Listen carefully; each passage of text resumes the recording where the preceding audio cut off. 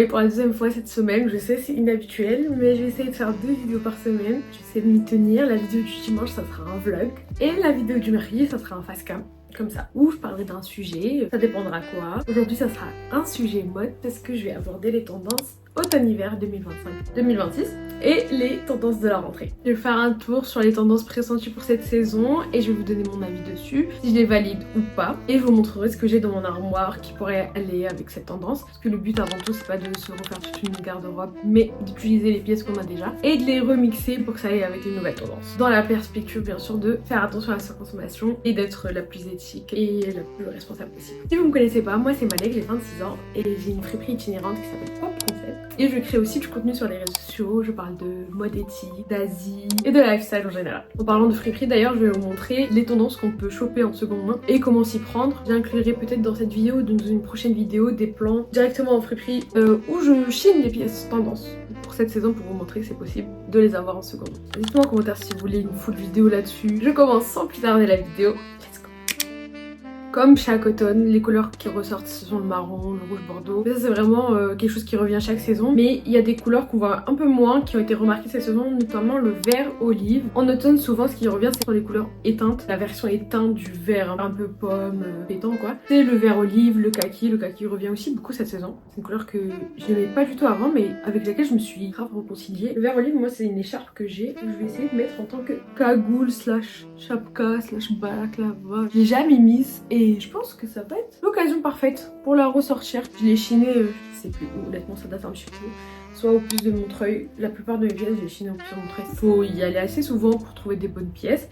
Après moi comme c'est ma profession, j'y vais un peu toutes les semaines quoi pour chiner en continu pour préparer une collection pour mes pop-up et je tombe sur des pièces pour moi. C'est l'avantage d'avoir une friperie, c'est que je manque pas de vêtements. Un autre vert qu'on voit beaucoup, j'ai cette pièce que j'ai chiné aussi je pense au Puce ou à Guérissol. D'autres magasins où je chine souvent aussi c'est Guérissol, Bis, Boutique Solidaire, c'est une chaîne de friperie solidaire. Ça se base sur recevoir des dons et les mettre en état et les vendre. Ce qui fait que souvent c'est des bonnes pièces de marque pour des prix très raisonnables avec une moyenne de prix qui tourne entre 10-15.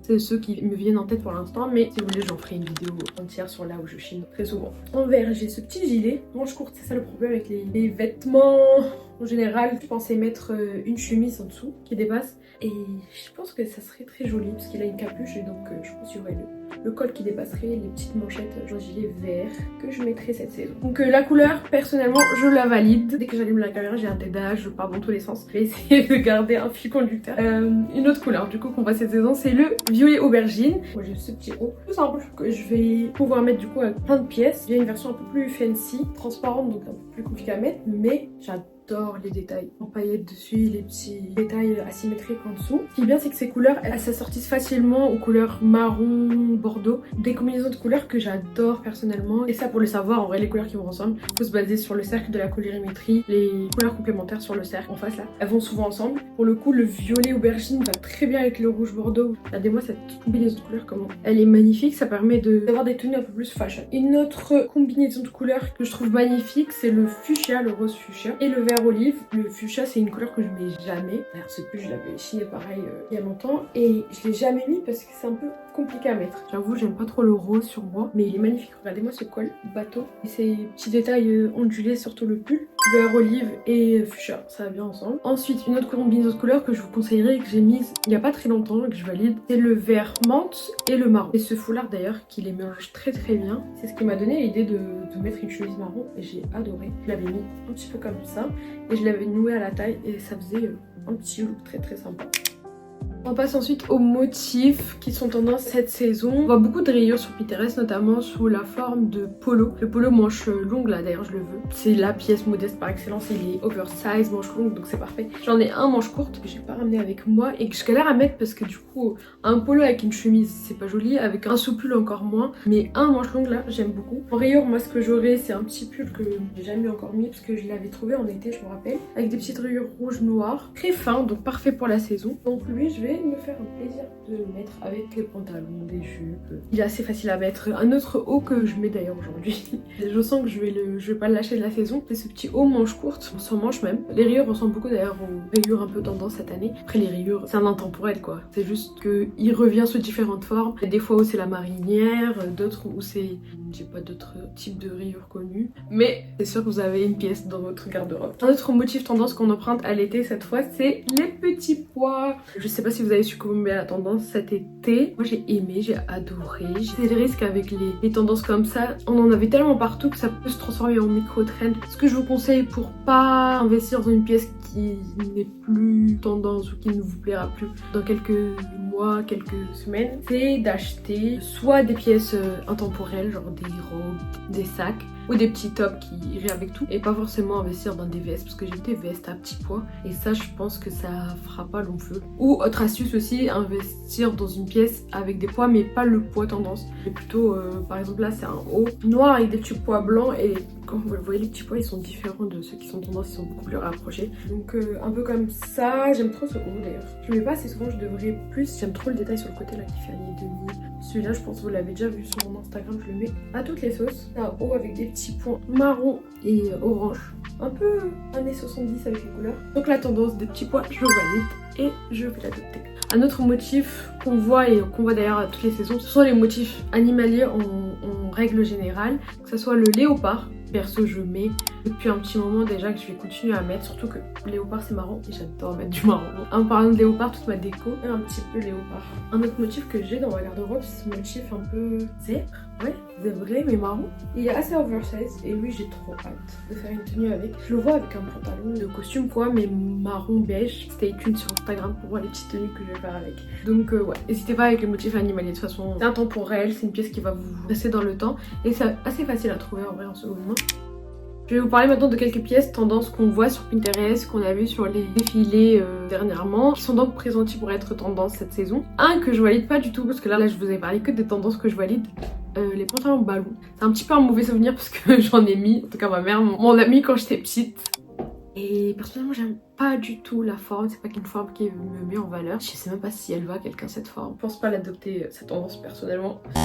Et c'est no. Par contre un autre type de pantalon que je mets et que je vais continuer à mettre et qu'on voit beaucoup sur Pinterest sont les jorts, les shorts un peu plus longs. J'aime trop ces pantalons parce que je les mets avec des bottes. Pour les tenues modestes c'est parfait parce que la longueur elle descend pas mal quand même mi-mollet, ce qui fait qu'avec des bottes même mi-longues ça fait l'affaire. Autre pièce qui est pressentie tendance, c'est la nuisette, mais la nuisette collée un peu au pull, enfin en tout cas les magasins c'est comme ça qu'ils la commercialisent. Pour moi c'est pas une tendance en vrai, c'est quelque chose qui a jamais vraiment disparu, peut-être parce que je consomme beaucoup le contenu, enfin la mode en tout cas coréenne, japonaise, ou la dentelle qui dépasse avec du layering, c'est quelque chose qu'on voit souvent. Cette tendance comme on la voit sur Pinterest, c'est pas ce que je vais mettre forcément cet automne. Moi ce que je veux, quelque chose que j'ai vu chez les coréennes et dans les boutiques coréennes, quoique je suis pas tombée dessus en Corée quand j'ai été ce printemps, mais j'aimerais trop avoir une pièce comme ça. C'est des petits mini-jupes, non pas des jupes en vrai, c'est une bande en dentelle que tu noues, du coup ça fait office de mini-jupe layering sur un pantalon et j'adore. Peut-être que je le ferai moi-même en vrai, parce qu'il faut juste un morceau de dentelle, mettre un élastique dessus, un petit fil et le nouer.